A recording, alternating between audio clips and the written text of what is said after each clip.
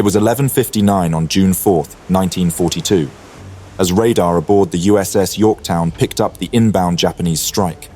The alarm spurred the crew into frantic action. Fuel lines were purged, watertight doors sealed, and anti-aircraft guns manned in preparation for the attack. Above, a squadron of wildcats scrambled to intercept. The skies darkened with smoke and fire as the first signs of the Japanese formation appeared. Led by Lieutenant Mitsuo Kobayashi, the Japanese force surged forward. They were one of the last surviving squadrons of Japan's carrier strike group, the outcome of the Battle of Midway, and Japan's victory or defeat hinged on the success of their bombing run. The battle around aircraft carrier Yorktown was about to begin.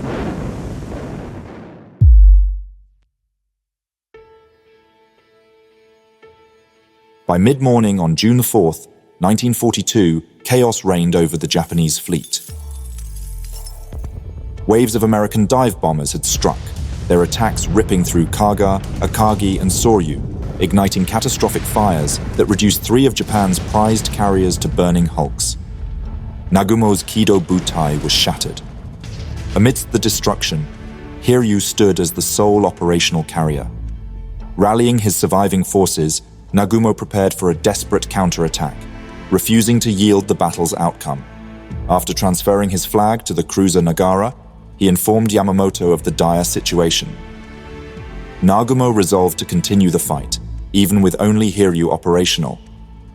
Command temporarily passed to Rear Admiral Abe Hiroaki, who ordered Hiryū's commander, Tamon Yamaguchi, to attack the American carriers. Their target lay to the east, the coordinates provided by a scout from the cruiser Chikuma. While the initial sighting earlier that day had identified Task Force 16 under Admiral Spruance, this new contact pointed to Admiral Fletcher's Yorktown group. Yamaguchi, who had earlier advocated for an immediate strike, seized the moment. He prepared to launch a squadron of hardened veterans consisting of 18 Val dive bombers and 6 Zero fighters, far fewer than Nagumo had envisioned. 9 Kate torpedo bombers remained aboard. He then signaled the flagship, urging Nagumo to leave only 1 destroyer with the crippled carriers and send the rest to attack. His advice went unanswered, as Hiryū pressed on. Merely half an hour after the first strike against the Kaga, Hiryū's planes departed. It was 10:58. The planes were commanded by Lieutenant Michio Kobayashi. Their target, the carrier USS Yorktown.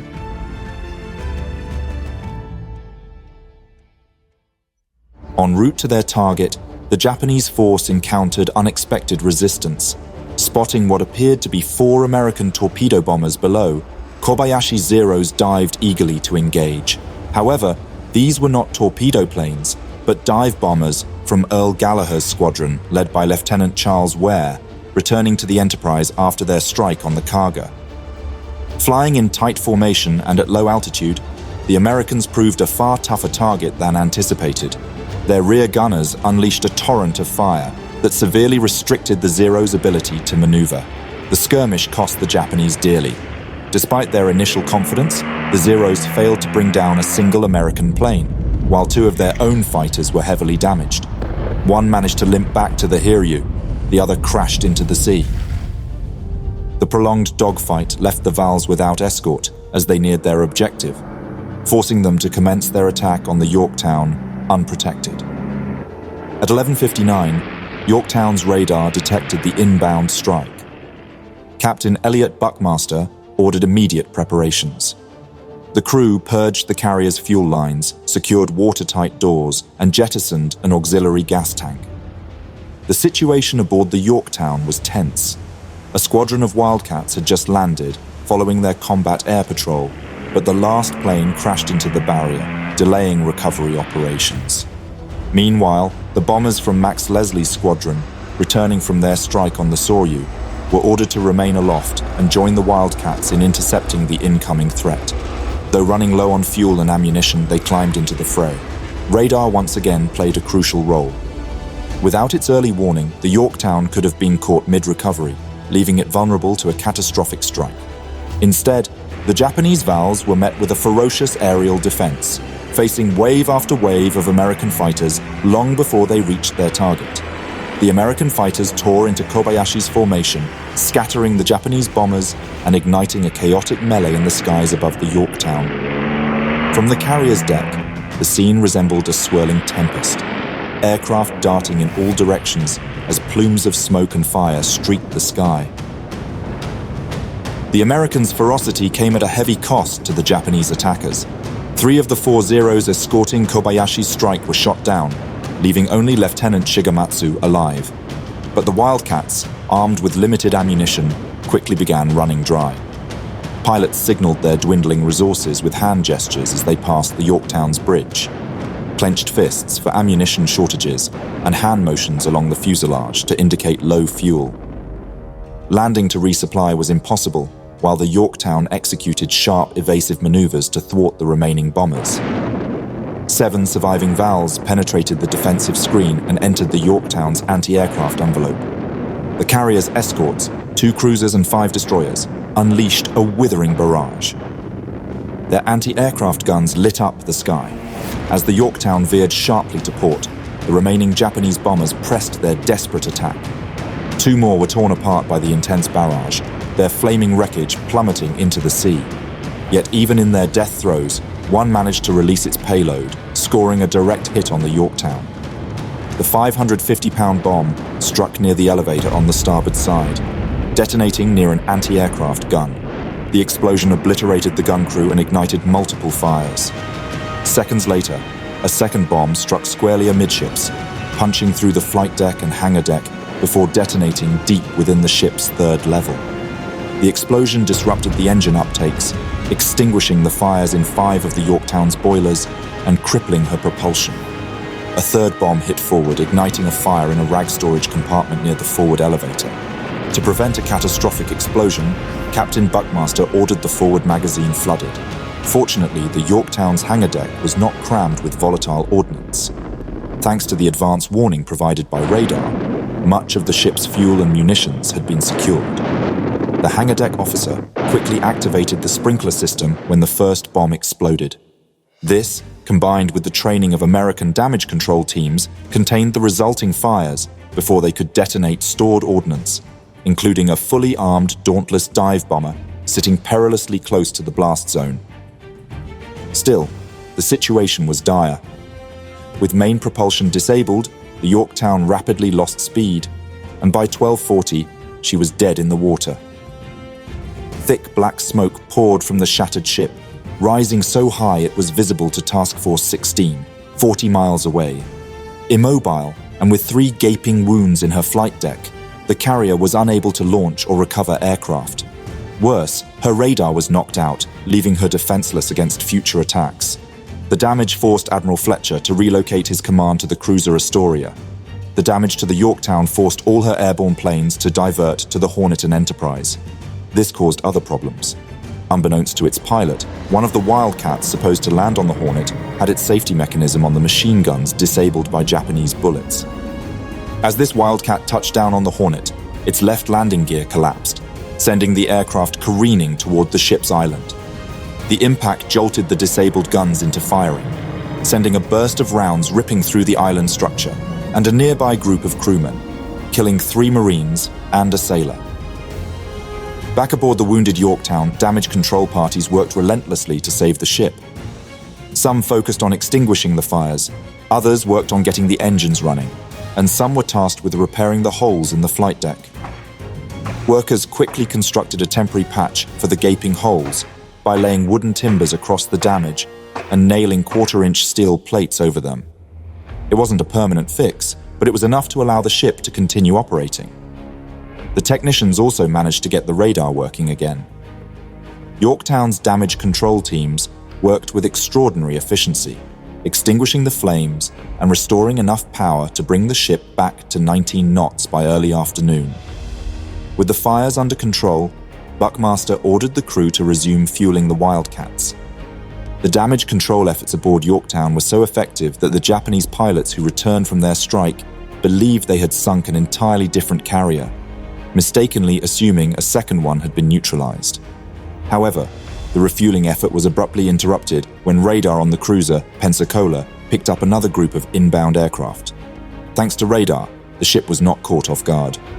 Refueling operations were immediately halted. The Yorktown had only 6 Wildcats airborne, including several from Task Force 16. 2 major problems persisted. The first was that, despite making 19 knots, the Yorktown was still moving too slowly for optimal launch conditions. The second was that, due to the halt in refueling, most of the Wildcats only had about 23 gallons of fuel in their tanks. Despite these limitations, the pilots took off. It was approximately 14:30. Joichi Tomonaga, flying a damaged Kate torpedo bomber from Hiryū, led a second wave of 10 torpedo bombers against Yorktown. These 10 bombers represented almost the entirety of the remaining Japanese air assets. Aware that his plane's ruptured fuel tank made his return flight impossible, Tomonaga pressed the attack. Tomonaga divided his squadron into 2 groups. He personally led 1 division of 5 Kates toward the carrier's starboard side, while Lieutenant Hashimoto Toshio took the other 5 planes to attack the port side. Meanwhile, Yorktown's Wildcats were still struggling to get airborne, delayed by the chaos of the moment. The Yorktown's 5-inch guns roared to life, their fire already pounding into the skies as the first Wildcat took off.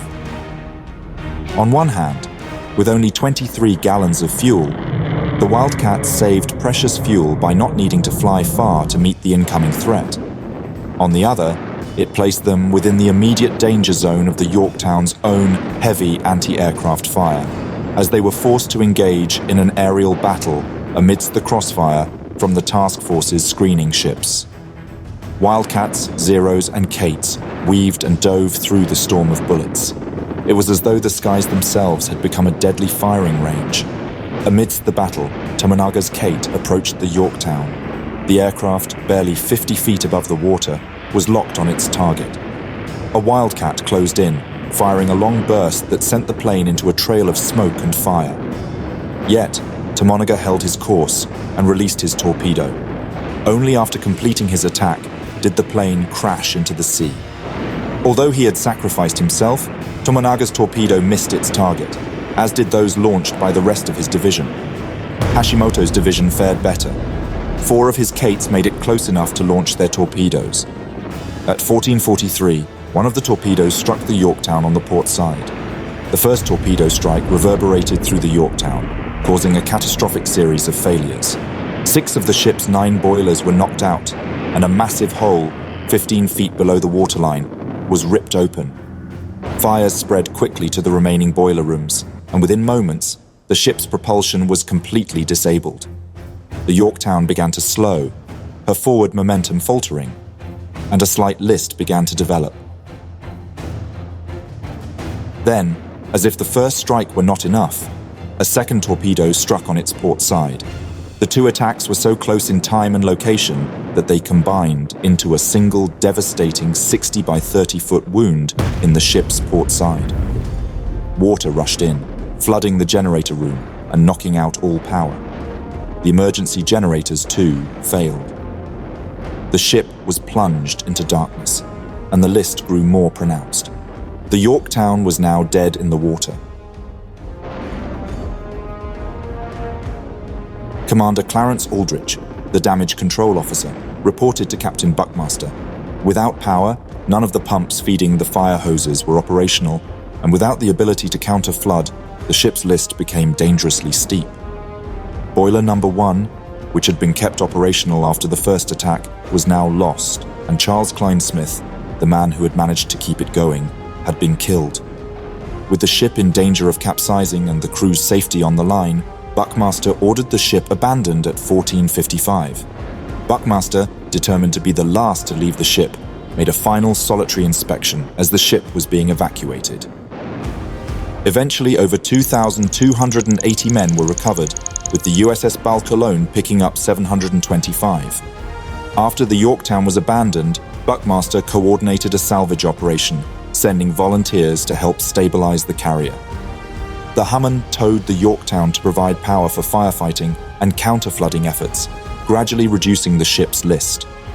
The crew had hopes of saving the vessel, but just after noon, while they took a break, a Japanese submarine, the I-168, launched 4 torpedoes.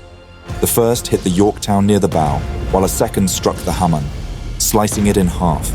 The explosion killed many sailors outright, or threw them into the sea. As the Hamon sank, its depth charges exploded, further damaging the Yorktown and killing survivors in the water.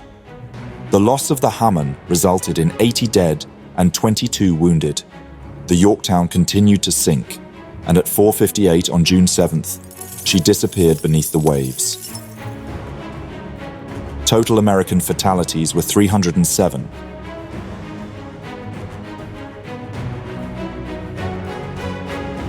While Yorktown reeled under the assault, a scout plane reported that Hiryū, the last operational Japanese carrier, had been located.